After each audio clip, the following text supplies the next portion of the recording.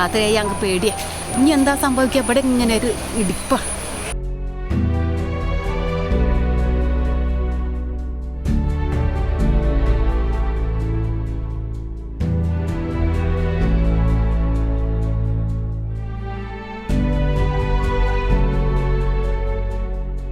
കഴിഞ്ഞ മഴക്കാലത്ത് ഏറ്റവും വലിയ ദുരന്തമേറ്റുവാങ്ങിയ കവളപ്പാറയാണിത്. കവളപ്പാറയിലെ മുത്തപ്പൻ കുന്ന്. മഴക്കാലത്ത് മുത്തപ്പൻ കുന്ന് ഇടിഞ്ഞിടിഞ്ഞ് വീണു. ഈ മണ്ണിനടിയിലായത് ഏതാണ്ട് 60ഓളം പേർ. പലരുടെയും മൃതദേഹങ്ങൾ ഇതുവരെ കിട്ടിയിട്ടില്ല. ദുരന്തത്തിൽ നിന്നും ചിലർ അത്ഭുതകരമായി രക്ഷപ്പെട്ടു. അവരാവട്ടെ ദുരന്തമുണ്ടാക്കിയ ആഘാതത്തിൽ നിന്ന് ഇതുവരെ രക്ഷപ്പെട്ടിട്ടില്ല.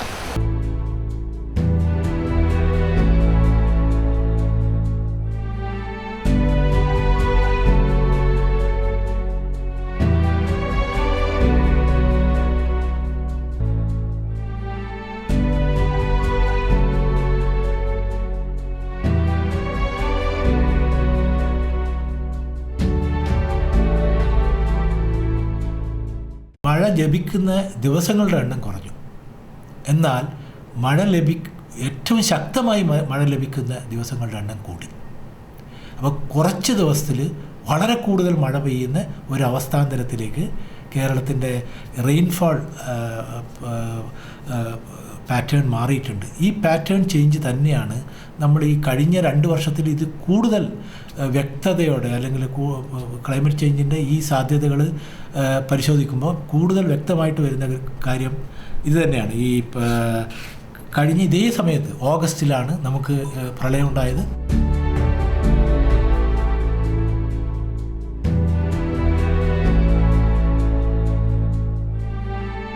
ഇവിടെ ഒരു വീടുണ്ടായിരുന്നു. ആ വീട് പറ്റ മുകളിൽ നിന്ന് വെള്ളം വന്ന് അടിച്ച് അമർന്നു പോയതാണ്.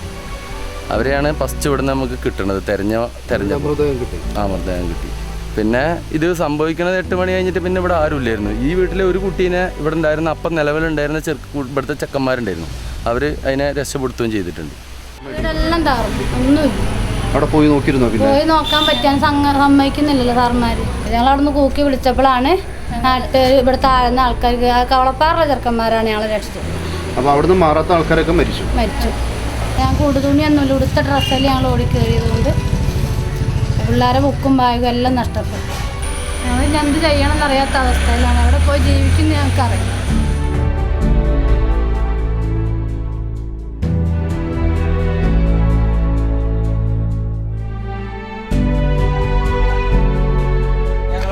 ഇവിടെ ഉണ്ടായിരുന്നു.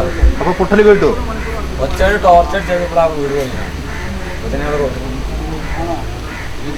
അന്നപ്പോ എന്നിട്ട് എന്ത് ചെയ്തു? ഇപ്പൊ താമസിക്കുന്നുണ്ടോ? ക്യാമ്പിലാണ്. ഡ്രസ് എടുക്കാൻ വേണ്ടി വന്നു.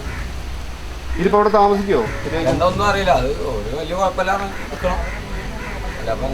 ഞങ്ങൾ 2 കൂട്ടുകാർ ഓല വീടാണ്. ഇവന്റെ വീടിന്റെ ചാരിയ പോയിക്കുന്നത്. അപ്പോൾ ഒരപ്പുറത്തെ വീട്ടിൽ ചെറിയ കുട്ടീനെ കൊണ്ടാക്കാൻ പോയതാണ്. അപ്പോഴാണ് ഞങ്ങൾ കൂട്ടുകാരൻ്റെ വീട്ടിലേക്കാണ് പോയത്. കൂട്ടുകാരനും എൻ്റെ അമ്മയും കൊണ്ട് പോയി. അപ്പോഴത് പൊട്ടിയത്. ഒരമ്മയും കാർത്തികിൻ്റെ 2 അനിയന്മാരും. 2 സൈഡും പൊട്ടിയിരിക്കണേ. ഇനി അത് പൊട്ടൂല പറയാൻ പറ്റില്ല. അപ്പം ഇനി അങ്ങോട്ട് പോകണില്ല എന്നാണ് എല്ലാവരും പറയണത്. ഇപ്പോൾ യൂണിഫോമും ബുക്കൊന്നുമില്ല ഒക്കെ എവിടെയാണ്. യൂണിഫോം ബുക്കൊക്കെ നഷ്ടപ്പെട്ടു.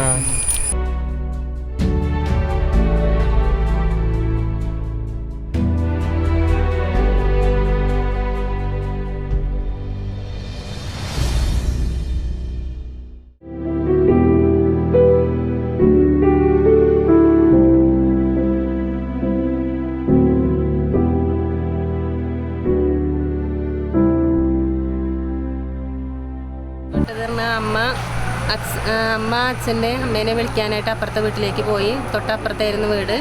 ആ സമയത്താണ് ഇത് പൊട്ടി വന്നത്. പൊട്ടി വരുന്ന ശബ്ദം കേട്ടിട്ട് അച്ഛൻ ഈ കുഞ്ഞിനെയും കൊണ്ടിട്ട് ഇടത് ഭാഗത്തൂടെ വന്നിട്ടുണ്ടെങ്കിലെ വീടിൻ്റെ ആ ഭാഗത്തൂടെ ഓടി രക്ഷപ്പെടുകയായിരുന്നു.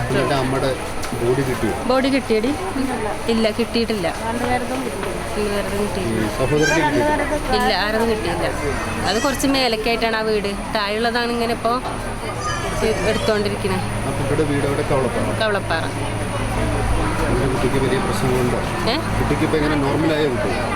കുഴപ്പമൊന്നുമില്ല. അപ്പം അതിനുള്ള തിരിച്ചറിവായിട്ടില്ലല്ലോ. അമ്മ പോയി അതിൻ്റെ ആഴമൊന്നും മനസ്സിലാകാനുള്ള പ്രായമായിട്ടില്ലല്ലോ.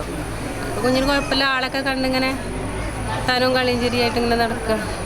അച്ഛനിപ്പോൾ എവിടെയാണ്? അച്ഛന് ഇവിടെ ഉണ്ട്, രാത്രി ഇവിടെ ഉണ്ടാവാറുണ്ട്, പകല് പിന്നെ അതിൽ പോകും.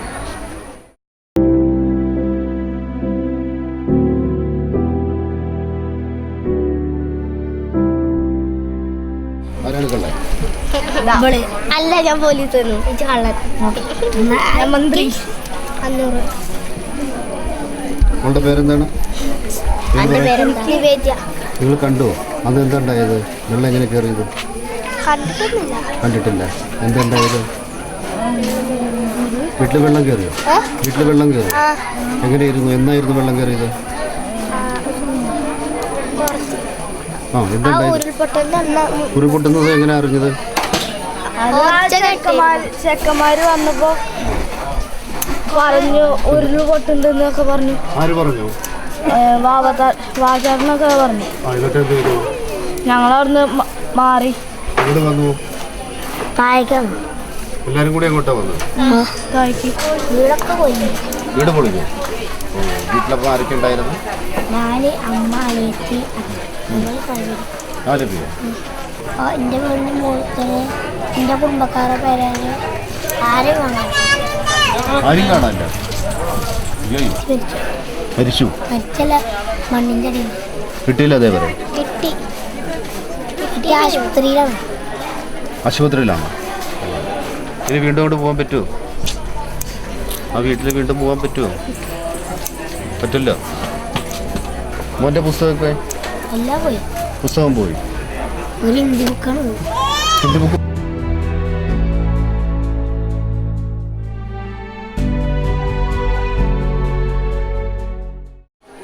ലോകത്തെ എല്ലായിടത്തും പ്രകൃതി ദുരന്തങ്ങളുടെ ഏറ്റവും വലിയ ഇരകൾ കുട്ടികളാണ്. കുഞ്ഞുനാളിൽ ഉണ്ടാകുന്ന വലിയ ആഘാതം ജീവിതകാലം മുഴുവൻ ഇവരെ വേട്ടയാടിക്കൊണ്ടിരിക്കും. അത് സാമ്പത്തികമായ ആഘാതം മാത്രമല്ല, മാനസികമായ ആഘാതം കൂടിയാണ്. ഇവിടെയുള്ള ഈ കുട്ടികളെ നോക്കുക. ഇത് 7ാം ക്ലാസ്സിൽ പഠിക്കുന്ന ജിബിൻ്റെ വീട് പൂർണ്ണമായും തകർന്നുപോയി. പുസ്തകങ്ങളെല്ലാം നശിച്ചു. അവശേഷിക്കുന്നത് ഈ ഹിന്ദി പുസ്തകം മാത്രമാണ് അവശേഷിക്കുന്നത്. ഇവിടെയുള്ള നിവേദ്യം, അതുപോലെ മോൻ്റെ പേര് സുമി, മോൻ്റെ പേര് ഇവരെല്ലാവരും തന്നെ ഇവിടെ നിലമ്പൂരിലുണ്ടായ ഈ ഉരുൾപൊട്ടലിൻ്റെ ഏറ്റവും വലിയ ഇരകളാണ്. ഈ ഘട്ടത്തിൽ ഇവർക്ക് 2 രീതിയിലുള്ള സഹായം വേണം. ഒന്ന്, തങ്ങൾ തനിച്ചല്ല എന്ന ഒരു ഉറച്ച ബോധ്യമാണ് ഇവർക്ക് ആവശ്യം. അത് ഇവർക്ക് ലഭിക്കുന്നുണ്ട്. ഇവിടെ വലിയ കൂട്ടായ്മയാണ് ഇവരെപ്പോലുള്ളവരെ സഹായിക്കാനായി ഇവിടെയുള്ളത്. മറ്റൊന്ന്, ഇവർ നേരിടുന്ന ഈ മാനസികാഘാതം അതില്ലാതാക്കുക എന്നതാണ്. നമ്മുടെ അനുഭവത്തിൽ എന്താ പറയുക, 30-40% സ്റ്റുഡൻസും അല്ലെങ്കിൽ കുട്ടികളും ട്രോമയിലാണ്. അതിനുശേഷം ഇപ്പോൾ ഇവിടെയുള്ള ഈ ചുറ്റുവട്ടത്തുള്ള ക്യാമ്പുകളിലുള്ള ഒരു 30% കുട്ടികളെങ്കിലും ട്രോമയിലാണ്.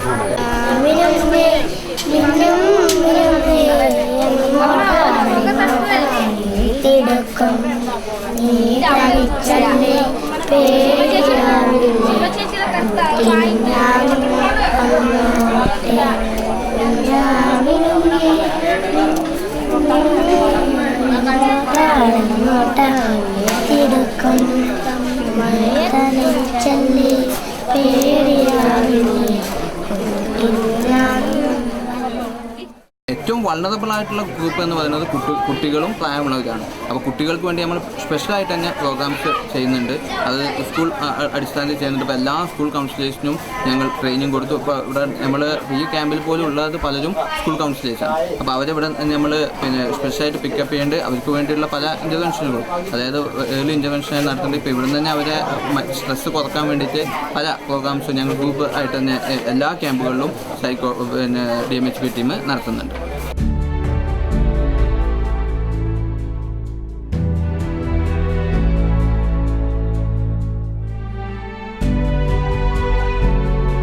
പാതാർ എന്ന ഈ പ്രദേശത്തെത്തിയാൽ നേരത്തെ ഇതിലൂടെ വളരെ ചെറിയൊരു നീരൊഴുക്ക് മാത്രമാണ് ഉണ്ടായിരുന്നത്. എന്നാൽ ഇതിപ്പോൾ വലിയ പടുകൂറ്റൻ കല്ലുകൾ കൊണ്ടുള്ള വലിയൊരു നദി പോലെയുള്ള ഒരു പ്രദേശമായി മാറും. ഇവിടെ കാണുന്ന ഈ ഉരുളൻ കല്ലുകളെല്ലാം തന്നെ ഉരുൾപൊട്ടലിനെ തുടർന്ന് ഈ ഗ്രാമത്തിൽ പതിച്ചതാണ്. ഇവിടുത്തെ നിരവധി വീടുകളാണ് തകർന്നു പോയത്. പകലാണ് നടന്നത്, അതുകൊണ്ട് തന്നെ ആളപായം ഉണ്ടായില്ല. ഇതിൻ്റെ ലക്ഷണങ്ങൾ കണ്ട് തുടങ്ങിയ ആ ഘട്ടത്തിൽ തന്നെ ഇവിടെ ഉള്ളവരെല്ലാവരും തന്നെ സുരക്ഷിത സ്ഥലങ്ങളിലേക്ക് മാറി. ഇവിടുത്തെ വീടുകൾ വ്യാപകമായി തകർന്നു. ഒരു മാർക്കറ്റ് പൂർണ്ണമായും തകർന്ന് തരിപ്പണമായി.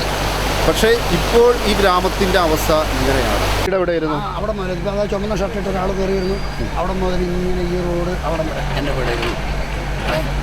അത് ഫുള്ള് എതിരെ പോയെന്ന് തന്നെ കാണാനില്ല. 40 വർഷമായിരുന്നു ഞാനിവിടെ വന്നിട്ട്. വീട്ടിലാരും ഉണ്ടായിരുന്നില്ല? ഇല്ല. അതെങ്ങനെയെന്ന് ചോദിച്ചാൽ ഒരു 5:30 ആയപ്പോൾ തന്നെ വെള്ളം കയറി കുറച്ച് ഇങ്ങനെ പൊങ്ങാൻ തുടങ്ങി. അപ്പോൾ അവിടെ ആദ്യം ഒരു ചെറിയ ഇടിച്ചിലുണ്ടായി.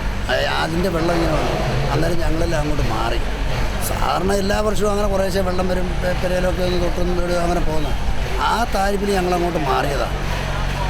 അവിടോട്ട് കയറി 5:45 പൊട്ടി വെള്ളം ഇങ്ങനെ വന്നു. പിന്നെ എന്താ പറയുന്നത്, ആരോടാ പറയുന്നത്? ആരോടും ഒന്നും പറയാനുമില്ല. ആ സെക്കൻഡ് കൊണ്ട് 10 മിനിറ്റ് നേരം കൊണ്ട് ഇതെല്ലാം അടിച്ച് തൂത്ത് ഇതേ കോലത്തിലാക്കി. അത് ഇപ്പൊ വെള്ളം എടുക്കണില്ലേ, കുറച്ച് മരങ്ങളൊക്കെ നിൽക്കണം, അതായിരുന്നു തോട്. അതൊക്കെ ഇങ്ങോട്ട് വന്നു. അത് ആ കാണുന്നൊക്കെ വീടാണ്, 2 നില വീടാണ്. അപ്പോൾ അന്ന് പലർക്ക് സാധനം വന്നിട്ടുണ്ടായിരുന്നു. പെരുന്നാളിന് പ്രമാണിച്ച് സാധനങ്ങളെല്ലാം ഇറക്കിയിട്ടുണ്ടായിരുന്നു. അപ്പോൾ ആ സാധനങ്ങളൊക്കെ അങ്ങനെ പെറുക്കി വെച്ച് അടിച്ച് എടുത്ത് വെച്ച് കൊണ്ട് വെക്കുകയായിരുന്നു. ആ ടൈമിൽ കുറേശ്ശെ വെള്ളം തോട്ടിൽ കയറാൻ തുടങ്ങിയിരുന്നു. അപ്പോൾ ആൾക്കാർ തേങ്ങയൊക്കെ റോട്ടിൽ കൂടെ വരുന്നുണ്ടപ്പോൾ ഓരോരുത്തർ തേങ്ങയൊക്കെ പെറുക്കുന്നുണ്ട്. അപ്പോൾ ഞാനെൻ്റെ സാധനം നനയാക്കട്ടെ എഴുതിയിട്ട് എടുത്ത് മേശപ്പുറത്തോട്ട് ഇടുക. കാരണം അങ്ങോട്ട് കയറുന്നൊരു പ്രതീക്ഷ നമുക്കില്ലല്ലോ. കുറച്ച് കഴിഞ്ഞപ്പോൾ എൻ്റെ സ്കൂട്ടി ഇവിടെ ഇരിക്കുന്നുണ്ടായിരുന്നു. അത് ഇതിലിങ്ങനെ പറന്നു പോകുന്ന ഒരു രംഗമാണ് ഞാൻ കാണുന്നത്.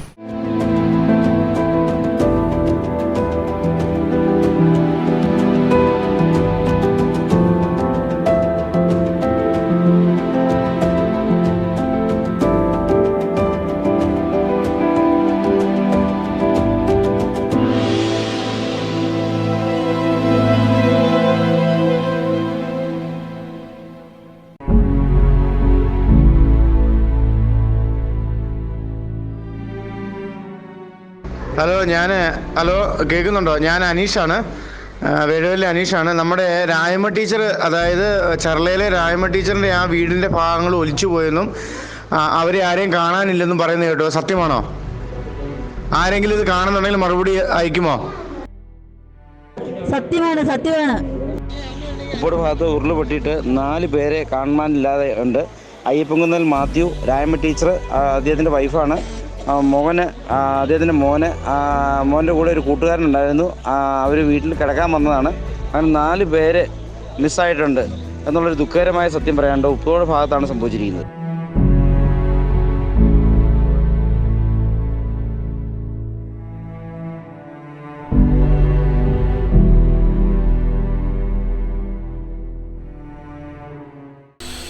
ഇത് ഉപ്പുതോട് ഗ്രാമം. ഈ ഗ്രാമത്തിനൊരു പ്രത്യേകതയുണ്ട്. കഴിഞ്ഞ പ്രളയകാലത്ത് ഏറ്റവും അധികം നാശനഷ്ടങ്ങളുണ്ടായ ഒരു പ്രദേശമാണിത്. ഇവിടെ ഒരു വീടുണ്ടായിരുന്നു. ഈ വീട്ടിലെ 4 പേരാണ് ഉരുൾപൊട്ടലിൽ മരണമടഞ്ഞത്. അതിലെ ഒരാളുടെ മൃതദേഹം കണ്ടുകിട്ടിയില്ല. ഉപ്പുതോട് അതിവേഗം സാധാരണ നിലയിലേക്ക് മടങ്ങിക്കൊണ്ടിരിക്കുന്നു. എന്നാൽ ജനങ്ങൾക്കിടയിൽ ഇപ്പോഴും വല്ലാത്ത ഭീതിയുണ്ട്.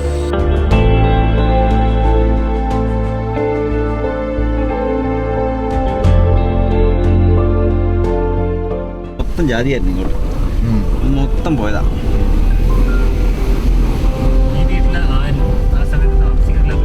ഈ വീടിന് 15 മിനിറ്റ് മുമ്പ് അവിടെ നിന്ന് ഇറങ്ങി പോയത്. ആ വീടിൻ്റെ ചിമ്മിനിയായി ഇരിക്കുന്നുണ്ടോ? ചിമ്മിനിയുടെ വാർക്കയായി ഇരിക്കുന്നത്. റോഡിൽ സൈഡ് ഇതുണ്ടോ? ഇതുണ്ടോ? കണ്ടോ? സംഭവം കണ്ടോ? അന്ന് ഞങ്ങളുടെ മുകളിൽ കയറി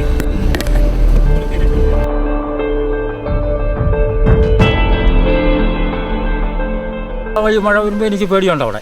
അന്ന് ഞാൻ വന്ന സമയത്ത് ഓർമ്മയുണ്ടോ ഭക്ഷണമൊന്നും കഴിക്കുന്ന? ഭക്ഷണമൊക്കെ അന്ന് ഭയങ്കര വിഷമായി. ഇപ്പം എന്ന് പറഞ്ഞാൽ നമുക്ക് ആരും ഒരു ഇല്ലതാനും എങ്ങനെ ജീവിക്കുന്നുള്ള ഓർത്തിട്ട് ഇവിടെ ഉണ്ടായിരുന്ന മുഴുവൻ പൊട്ടിപ്പറഞ്ഞ് പോവുകയും ചെയ്തു. നമുക്ക് ആ പടം അതോടുകൂടി നമ്മുടെ സമനില തെറ്റു പോയെന്ന് ഞാൻ ഓർത്ത്. ഏതായാലും അതെല്ലാം തിരിച്ച് തമ്പുരാൻ തന്നേതായാലും.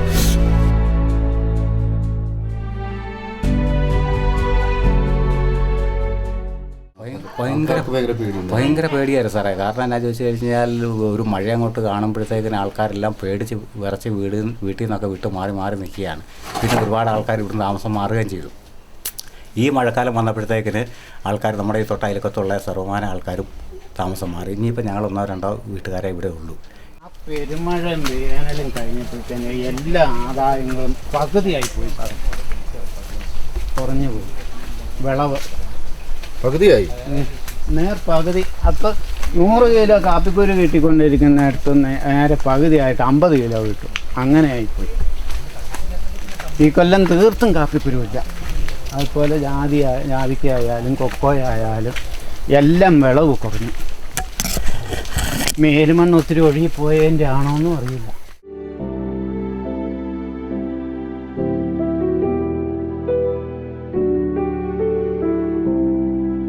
250 അടുത്ത് വീടുണ്ടായിരുന്നു. 235 വീട് ഓൾറെഡി ശരിക്കും താമസമുള്ളത് ഉണ്ടായിരുന്നു. ബാക്കി വന്നും പോയൊക്കെ നിന്നോണ്ടിരുന്ന. ഇപ്പോൾ 206 വീട്ടിലെ ആളുള്ളൂ. ബാക്കി എല്ലാ ആൾക്കാരും തന്നെ പോയി. മക്കളൊക്കെ എവിടെയാണോ അങ്ങോട്ടൊക്കെ മാറിപ്പോയി. തിരുവനന്തപുരം മെഡിക്കൽ കോളേജിലെ ഡോക്ടർ ജോസ് അണ്ണി കഴിഞ്ഞ പ്രളയകാലത്ത് 1 മാസത്തോളം ഈ പഞ്ചായത്തിലുണ്ടായിരുന്നു. അദ്ദേഹത്തിൻ്റെ സേവനം ഞങ്ങളുടെ ആശുപത്രിക്ക് വലിയ സഹായം ചെയ്തിട്ടുണ്ട്. ഈ പ്രദേശത്തുള്ള സഹായം വേണ്ട ആളുകളെ വീടുകളിലെത്തി തന്നെ അദ്ദേഹം അവിടെ മെൻ്റൽ ഹെൽത്തിൻ്റെ മെഡിസിൻ ഉൾപ്പെടെ വിതരണം ചെയ്തിട്ടുണ്ട്. അപ്പം നിങ്ങളെല്ലാവരും ഞാൻ ഇപ്പം കണ്ടവരിൽ മിക്കവരും തന്നെ ഓർക്കക്കുറവ് അങ്ങനെയുള്ള കാര്യങ്ങളിലേക്കൊന്നും പറയുന്നില്ല. എല്ലാവരും പറയുന്നത് മെയിനായിട്ട് പേടിയുണ്ട്. കാരണം എന്താ, അതൊരു നിങ്ങളുടെ പേടി ജെന്യുവനായ ഒരു സംഭവിക്കാൻ ചാൻസ് ഉണ്ടെന്ന് നിങ്ങൾക്ക് പേടിയുള്ളൊരു കാര്യമാണ്. കാരണം എന്താ, ഇനി അതുപോലെ തന്നെ ഉണ്ടാക്കി നിങ്ങളുടെ എല്ലാവരുടെയും വീട് പോകും, നിങ്ങളുടെ ജീവന് നഷ്ടം ഉണ്ടാകും, അങ്ങനെ ഒരു പേടിയാണ്. പക്ഷേ അത് നിങ്ങളുടെ ജീവിതത്തെ ബാധിക്കുന്നില്ല. നിങ്ങളിപ്പോൾ ജോലിക്ക് പോകുന്നുണ്ട്, നിങ്ങൾക്ക് ഉറക്കമുണ്ട്, വിശപ്പുണ്ട്. ഞാൻ ചോദിച്ചവരിൽ മിക്കവർക്കും തന്നെ ഉറക്കത്തിനും വിശപ്പിനും ഒരു കുഴപ്പമില്ല, ജോലി ചെയ്യാൻ ബുദ്ധിമുട്ടില്ല, ഒരു സ്ഥിരം സമയത്തൊരു സങ്കടമോ അങ്ങനത്തെ കുഴപ്പങ്ങളൊന്നും ഇപ്പോൾ ഇല്ല. അന്ന് ഞാൻ കണ്ടിരുന്ന പോലെ അല്ല നിങ്ങളെല്ലാവരും. ഞാൻ പ്രത്യേകിച്ച് അന്ന് കണ്ട 3-4 പേരെ വീണ്ടും കണ്ടിരുന്നു. അവരൊന്നും ആ പ്രശ്നങ്ങൾ ഇപ്പോൾ അവർക്കില്ല എന്നാണ് പറയുന്നത്. അത് ജീവിച്ചു.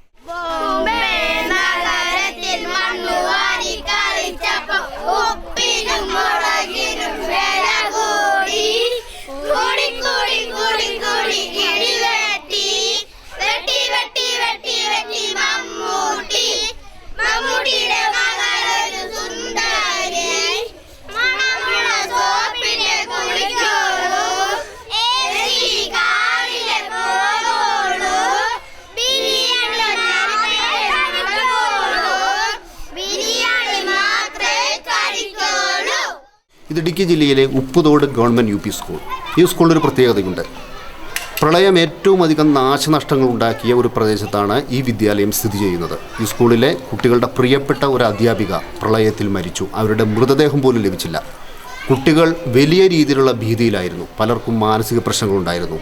എന്നാൽ 1 വർഷത്തിനുള്ളിൽ തന്നെ ഇവിടുത്തെ അധ്യാപകരും നാട്ടുകാരും മാനസികാരോഗ്യ പ്രവർത്തകരും എല്ലാം ചേർന്ന് നടത്തിയ ബോധവൽക്കരണ പ്രവർത്തനങ്ങളിലൂടെ കുട്ടികളെല്ലാറ്റിനെയും അതിജീവിച്ചിരിക്കുന്നു.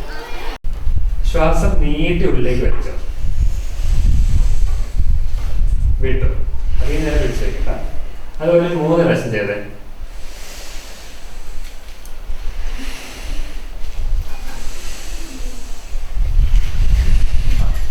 ഇനി കണ്ടോ, ഞങ്ങളുടെ ഒരു സഹാധ്യാപികയായിരുന്നു അംഗൻവാടി ടീച്ചർ.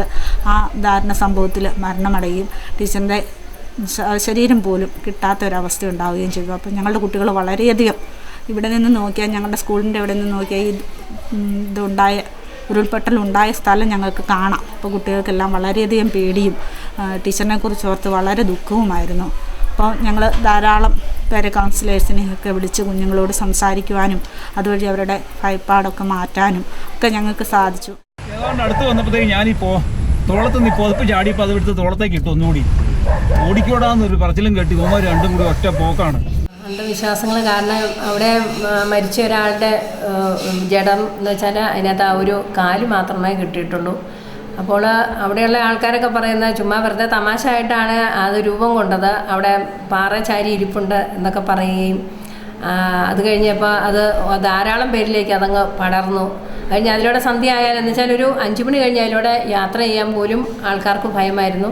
ആ സമയത്താണ് നമ്മളവിടെ ആൾക്കാരുടെ ഒരു ചെറിയ പേടിയൊക്കെ പോയിക്കോട്ടെ എന്ന് കരുതി നമ്മളവിടെ 3 സ്ട്രീറ്റ് ലൈറ്റ് നമ്മളവിടെ ആ പ്രദേശത്ത് നമ്മൾ സ്ഥാപിച്ചായിരുന്നു. ഇപ്പം ചെറുപ്പക്കാർക്കൊക്കെ പേടി കുറവുണ്ട്, പക്ഷേ ഇപ്പോഴും ആ കൊച്ചു കുട്ടികളിൽ അത് നിലനിൽക്കുന്നുണ്ടെന്നുള്ളതാണ്. അതിൻ്റെ പറയുന്നില്ല, ഇവിടെ ഈ 4 പേര് ഇവിടെ മരിച്ചു. ദുർമരണമാണ് മരിച്ചിരിക്കുന്നത്. അപ്പോൾ ഈ ദുർമരണം മരിച്ചതിൻ്റെ പേരിൽ ചില ആൾക്കാർക്ക് ചങ്കൂറ്റമില്ലാത്തവർക്ക് ഭയമുണ്ട്. എന്നെ സംബന്ധിച്ചിട്ട് അങ്ങനെ ഒരു ഭയമില്ല. അതിൻ്റെ പേരിൽ ഞാനിവിടെ പിടിച്ചു നിൽക്കുന്നു.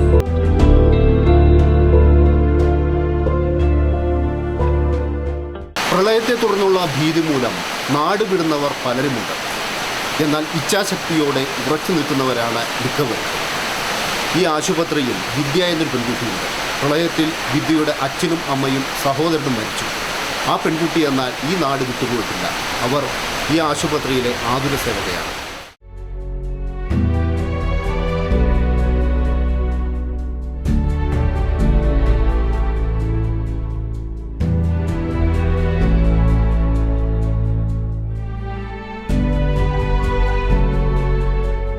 ഒരു വർഷത്തിനിപ്പുറം ആളുകളെല്ലാം തന്നെ ആ ഒരു ദുരന്തത്തിൻ്റെ ഓർമ്മകളെ ഭയക്കുന്നവരാണെങ്കിലും ആ ഒരു ദുരന്തത്തിൽ നിന്ന് മിക്ക ആളുകളും അതിജീവിച്ചിട്ടുണ്ടെന്നും ഇപ്പോഴത്തെ ആളുകളൊക്കെ ഒരു പഴയ അവസ്ഥകളിലേക്ക് മാനസികമായിട്ട് ഒരു കോപ്പപ്പ് ചെയ്തു എന്നുള്ള രീതിയിലാണ് ഇപ്പോൾ നമുക്ക് കാണാൻ സാധിക്കും.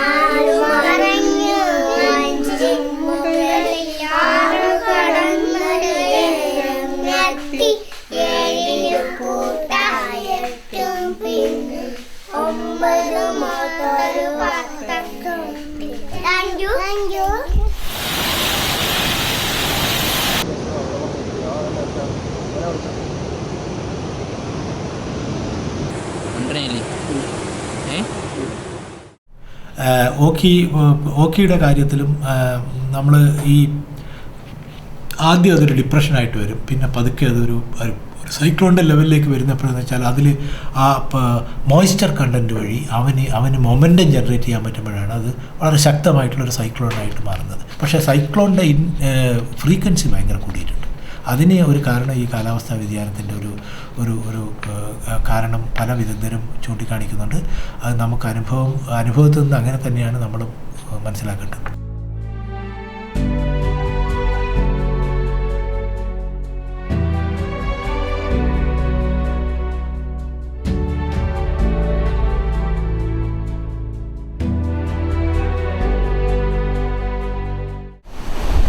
ഓഖിയിൽ 13 മത്സ്യത്തൊഴിലാളികൾ മരിക്കുകയും 19 പേർ അത്ഭുതകരമായി രക്ഷപ്പെടുകയും ചെയ്ത തിരുവനന്തപുരം ജില്ലയിലെ അടിമലത്തുറ എന്ന തീരഗ്രാമമാണിത്.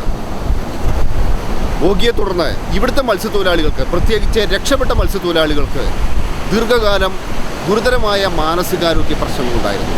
എന്നാൽ അവർ ഇതിനെ അതിജീവിച്ചു. എങ്ങനെയാണ് അതിജീവിച്ചതെന്നറിയണമെങ്കിൽ ഈ ഗ്രാമത്തിലെ ജോൺ പോൾ എന്ന മത്സ്യത്തൊഴിലാളിയുടെ ജീവിതത്തിലേക്ക് നോക്കിയാൽ മതി.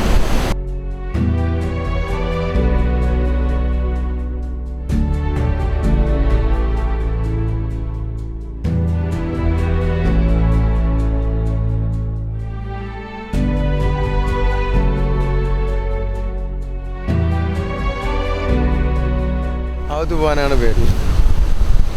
ഒരുപാട് ഉള്ളിൽ പോകുമ്പോഴല്ല പേടി. അതെ അതെ അതെ. വേണ്ടെന്ന് പറഞ്ഞാൽ നമ്മൾ ഒരു 12-13 കിലോമീറ്റർ കഴിഞ്ഞാൽ പേടിയാണ്. അന്നപ്പോൾ എത്ര ദിവസം നിങ്ങൾ കടലിലുണ്ടായിരുന്നു ഓഖി വന്നപ്പോൾ? കടലിൽ 3 ദിവസം. നിങ്ങളുടെ ബോട്ട് തകർന്നു പോയില്ലോ? ആ. പിന്നെ എങ്ങനെയാണ് അതിനകത്ത് 3 ദിവസം? 3 ദിവസം നമ്മുടെ ശരീരത്തിൻ്റെ നീന്തൽ കൊണ്ടും വേറൊരു ഒരു വെള്ളം കമ്മുന്നിടുന്ന ഒരു വെള്ളമുണ്ട്, അത് നമ്മളെ കടലിൽ കണ്ടെത്തി അതിൽ ചെന്ന് നീന്തി പിടിച്ചിട്ടാണ് ഈ 3 ദിവസം അതിലൂടെ കിടന്നത്. അതും കമ്മുന്നിടക്കിയാണ്, വെള്ളത്തിൻ്റെ അടിയിൽ കിടക്കും പോലെ കിടന്ന് അതിലൂടെയാണ് നമ്മൾ കിടന്നത്.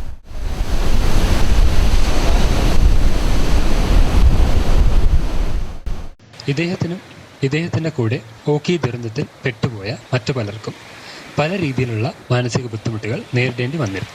അടിമലത്തുറ എന്ന സ്ഥലത്ത് ഇദ്ദേഹത്തിൻ്റെ കൂടെ ഓഖി ദുരന്തത്തിൽ പെട്ടുപോയ 18 പേരും ഒരുമിച്ച് എല്ലാ മാസവും കൂടുകയും അവർക്ക് ഓഖിയുടെ സമയത്തും അതിനുശേഷവും ഉണ്ടായ പല ബുദ്ധിമുട്ടുകളും പരസ്പരം പങ്കുവയ്ക്കുകയും ചെയ്തിരുന്നു. ഈ പങ്കുവയ്ക്കൽ അവരെ വളരെയധികം സഹായിച്ചതായി അവർ പറയുന്നു. ഇതിനോടൊപ്പം തന്നെ അവർക്ക് സമൂഹത്തിൽ നിന്നും അവരുടെ സ്വന്തം കുടുംബങ്ങളിൽ നിന്നും ലഭിച്ച പിന്തുണ വളരെ വലുതാണ്. ഇതെല്ലാം അവരെ ഓഖിയിൽ നിന്നും ഓഖിക്ക് ശേഷമുണ്ടായ ബുദ്ധിമുട്ടുകളിൽ നിന്നും കരകയറാൻ വളരെ സഹായിച്ചതായി കരുതേണ്ടതുണ്ട്.